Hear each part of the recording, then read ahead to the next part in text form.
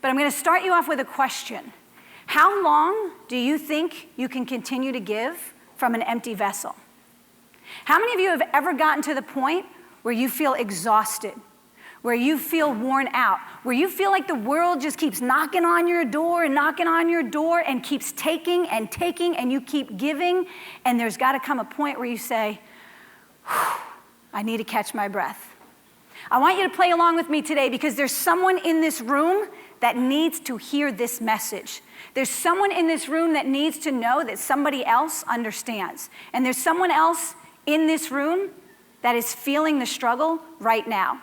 So if anything I say moves you today, the answer I want to hear from you is yes, I have. Can you say yes, I have? Yes, I have. Okay. So if you've ever been so tired, the kind of tired that sleep doesn't fix, say yes, I have.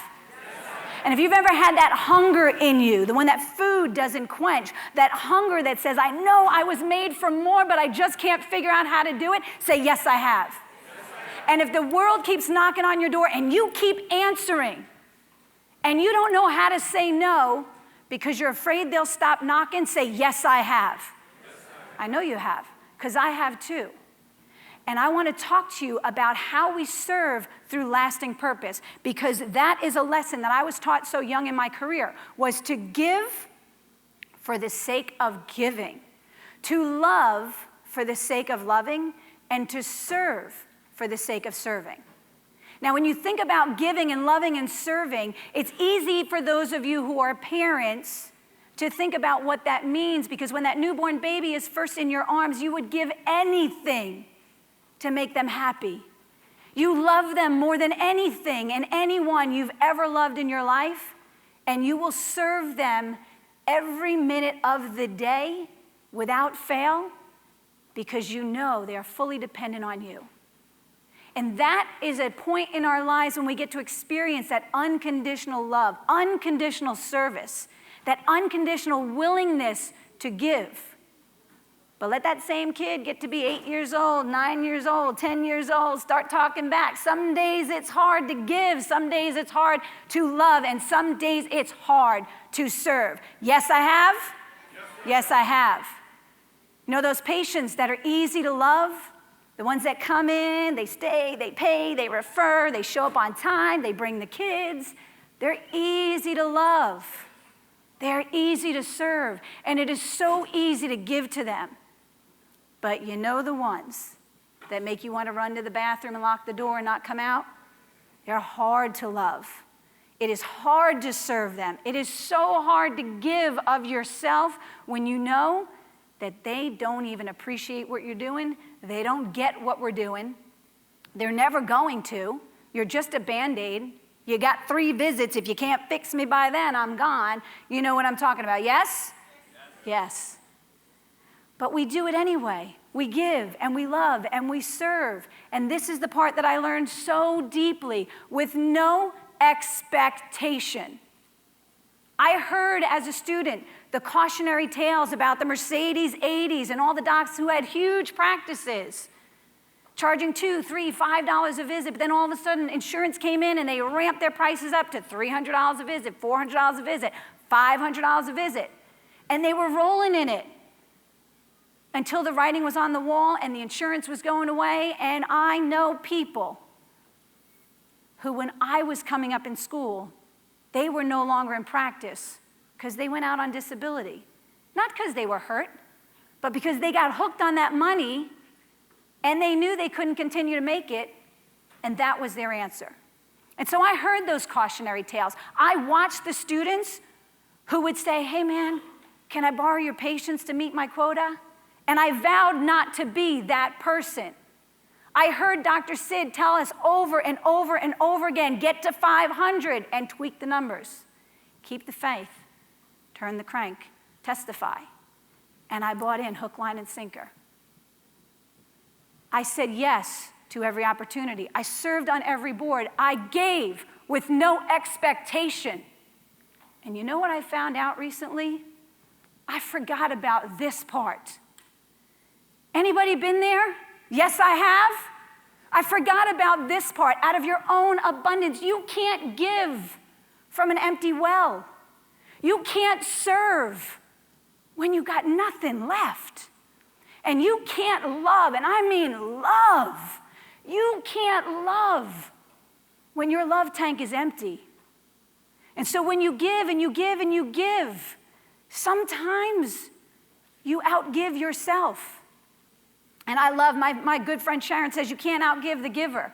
And I believe you cannot outgive the giver, but you can outgive yourself. You can outlove, you can outserve, you can overdo it. You can say yes too many times. You can run yourself ragged to the point where sleep will never fix how tired you are. Yes? Yes, sir. You've been there. Yes, they have. They see it. Kids don't lie. They see it. Watch what you do at home because they will tell, right? I found out that I was out of balance. It's like my plane got grounded. And I'm not the only person. I'm just bold enough to say it today. Don't ask me to say it tomorrow because I'll lie. I'll be like, I'm good, everything's fine. Yes, you need something. Yes, I can. Yes, I will. Yes, I'll serve. But you know what? I got to be honest with you. Sometimes we get out of balance. Anybody else? Yes. Yes. We get out of balance sometimes. And what is it going to take to get us back in? Is it going to take a catastrophe? Is somebody going to get sick? Somebody going to have to get hurt? Is something major going to have to change for you to realize you are the priority? You need to put your oxygen mask on first before you try to put anybody else's on? Can we just realize that right now, I got to serve me before I can serve you? I got to give to me. Barbara, I didn't even realize you were there. I got to give to me. She gives, and she gives. I got to give to me before I can give to you. And I never had a problem with the loving me because, man, my parents taught me that you got to love you. You got to love you. And I've never faltered on that part. But, man, I messed up on the giving and the serving way too much. And when you get out of balance, all of a sudden your world doesn't run the way it's supposed to. And I want you to look at this because some people have never seen this. This is the Pygmalion Effect. And it works for the good and it works for the bad. So we're going to start at the bottom because I got to tell you something. I have somebody in my life who I know, who I like, and who I trust, who years ago saw all the opportunities that I was getting. Saw the millions and millions of views that we were getting on YouTube, saw the thousands and thousands of people reading our blogs, saw all the families that we were helping through educated pregnancy, and picked my brain, asked questions. How are you doing it? How are you reaching people? How are you getting out to people? How are you making money? People are paying you. This is online courses before you guys even knew what an online course was. We're talking 2010. People didn't even hear that word back then. And he said, how are you doing it? And I told him. And I shared. And he said, how are you traveling so much and speaking? And I told him, and I shared. And his beliefs down there, you know what he said to me? Everybody loves you now. But you start selling to chiropractors, you start selling in this space, they'll all hate you. His beliefs about himself right there caused him to take an action that said something to me that I believed. If I try to help chiropractors, they're going to start hating me. So I just got to give, and I just got to serve, and I just got to love with no expectation and forget the whole abundance thing because I didn't want anybody to be mad at me, right? How many years did I let his words swim around in there until I was out of balance? And you know how quickly you fix this? Our beliefs about ourselves. What do you believe about yourself? Who are you? When you look in the mirror, do you say, damn, girl, you look good? Or are you like, oh, my big toe's not really looking so good today. Oh, my thigh's got this, or I got a bruise over here, or a dimple over here. I got mom's stomachs. Who cares? You heard the man this morning, right? Did Alvin move you? If you saw that, did his video move you to tears? Oh, my God, yes, I can. That video that some of you missed, he showed a video of what most of us would consider to be handicapped people. But what I've learned is just called different abilities, doing amazing things that most of us would never even envision ourselves doing. And yes, they can. And it's all in your beliefs. I am who I believe I am. The two most powerful words in the English language are I am. Be careful what you put after that. Because I am tired leads to tiredness. I am hungry, you'll never quench that. And if someone in your life put you down, beat you down verbally, told you that you'll never amount to anything, you'll never be good enough, and you believed it, guess what?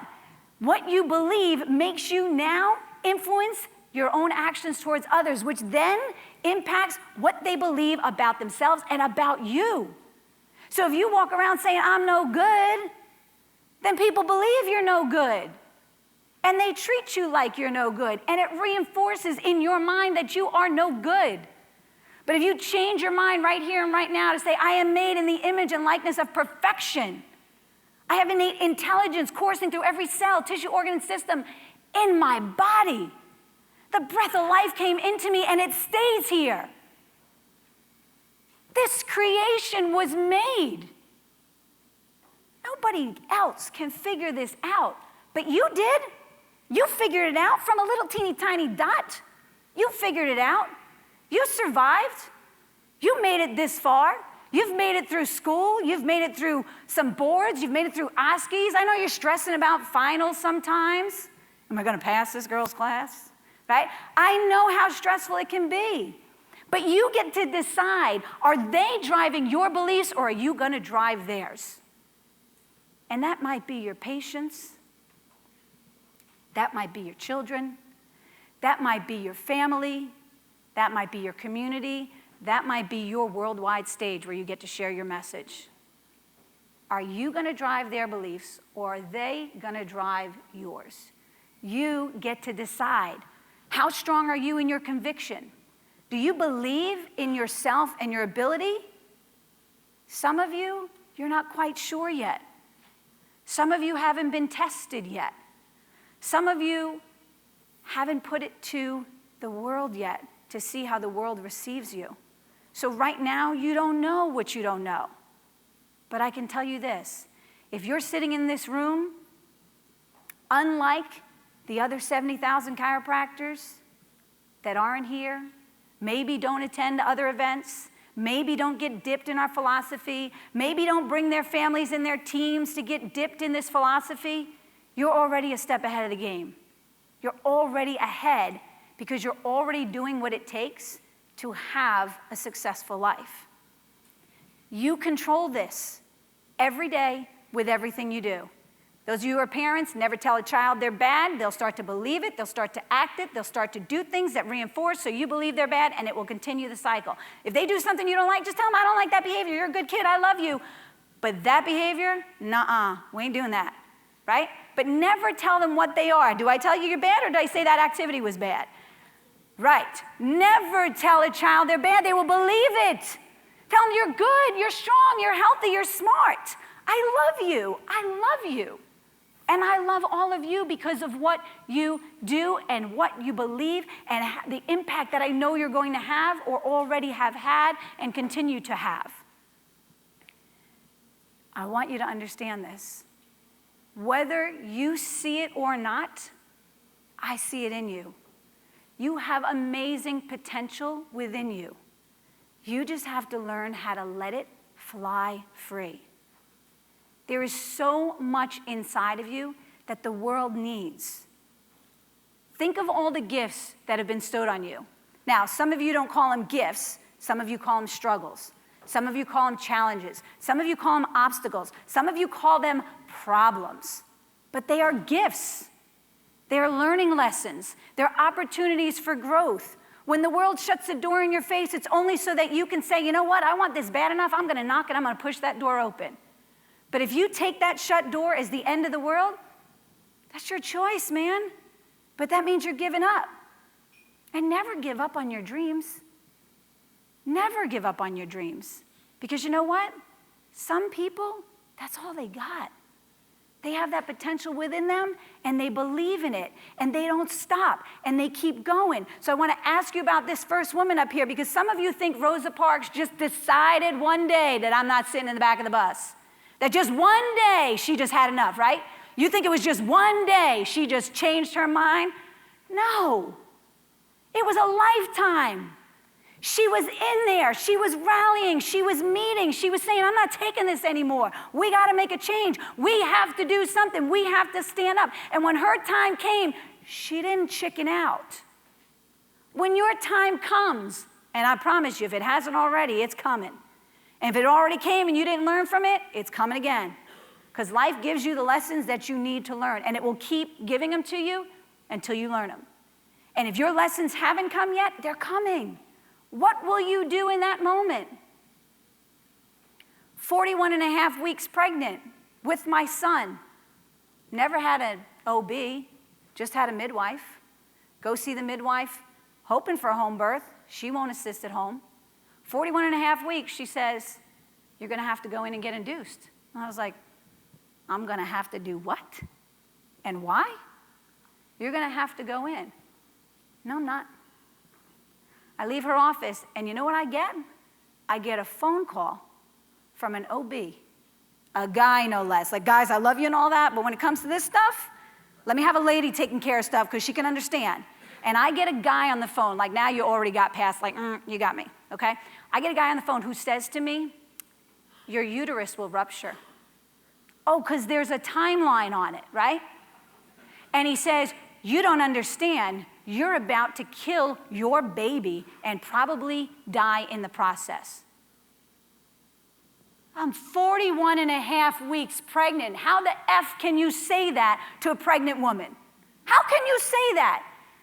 And if I wasn't firm and solid in my foundation, let me tell you something. He shook me a little bit, but he made me plant my roots further, deeper, more solid, more convicted, more convinced that I needed to help people understand the capability of their own bodies.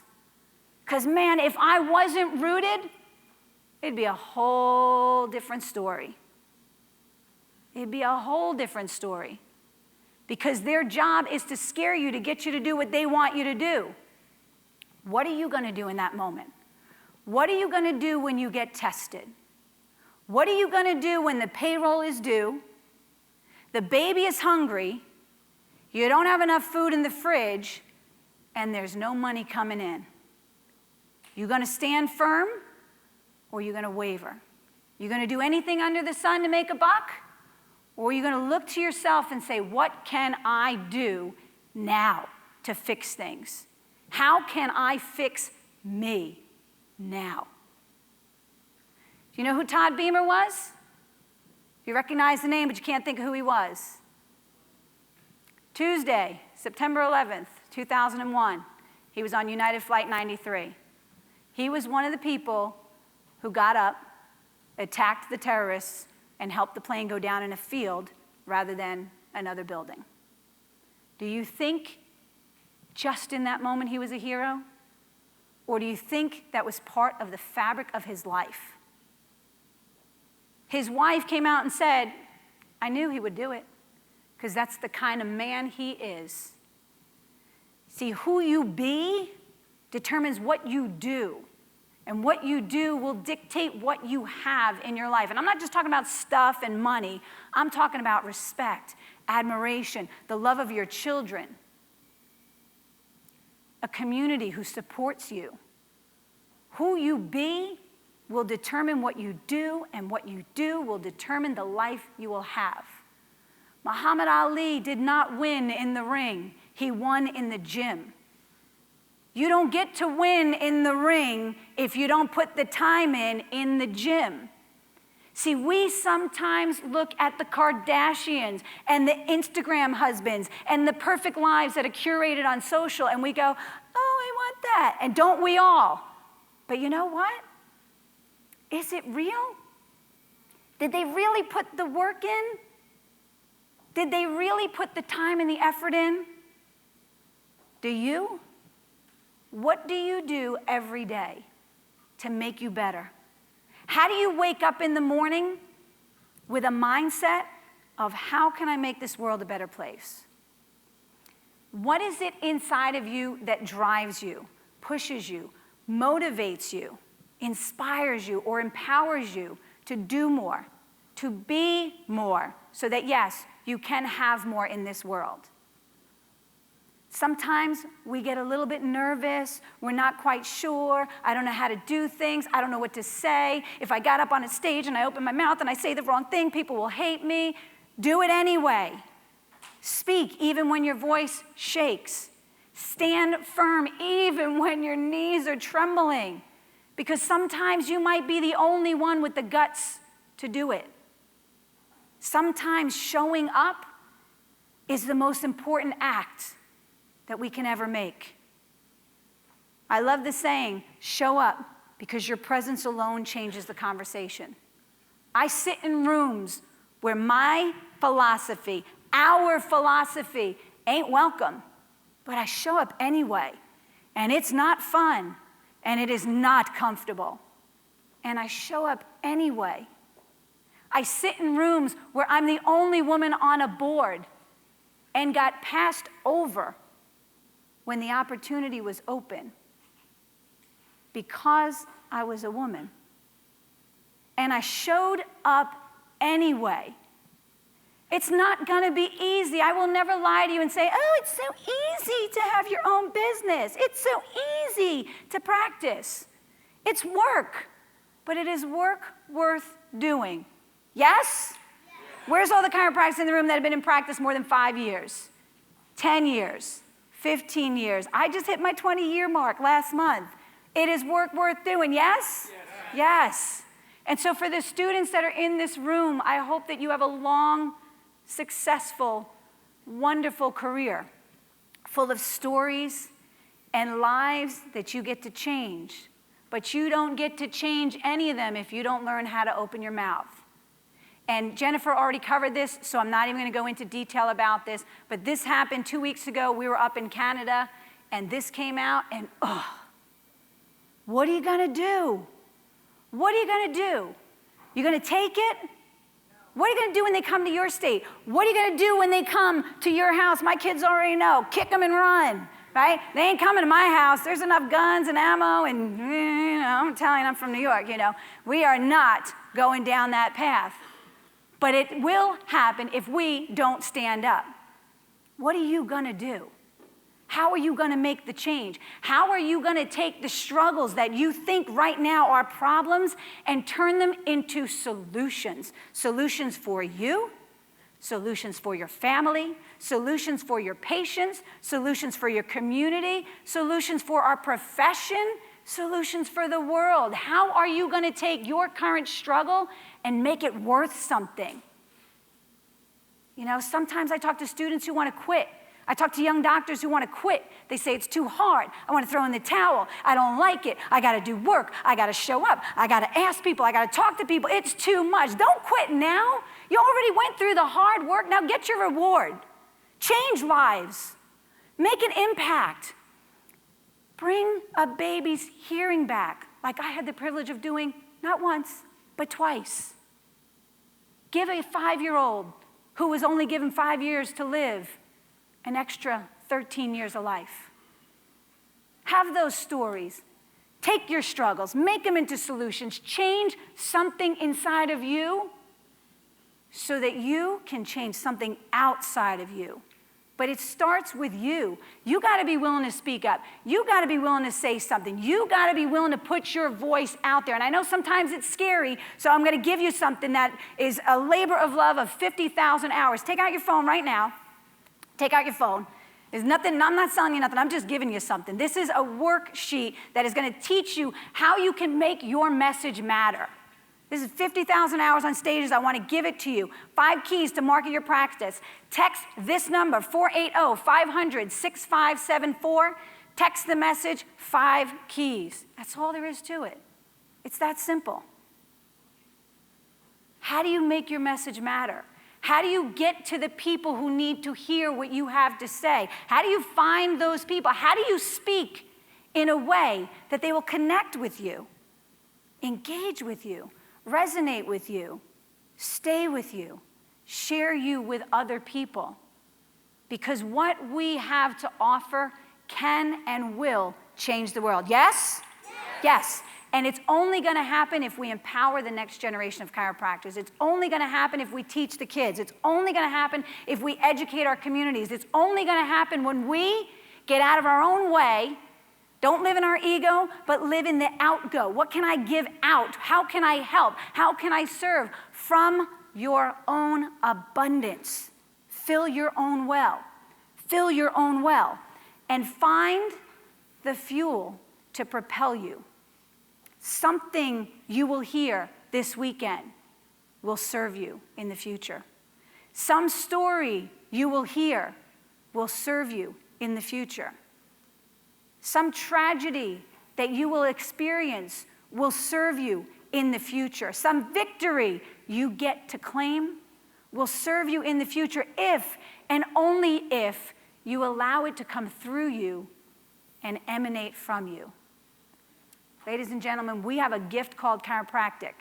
And whether you're the person laying the hands or the one talking to the patients up front, when we share that gift, when we give people hope, when we allow our lives to be guided and directed from innate, when we teach our children to trust in the potential within them, when we are the example that shows our community how to have faith in the power within the body, we get to change lives. And I hope for all of you that you take everything this weekend and you allow it to come into you. You don't forget it Monday morning. You don't put it on a shelf and wait till the next time you go to a seminar. You let it go into your cells and become part of the fabric of who you are, so that just like Muhammad Ali, when you get in the ring, you win. I love and appreciate you.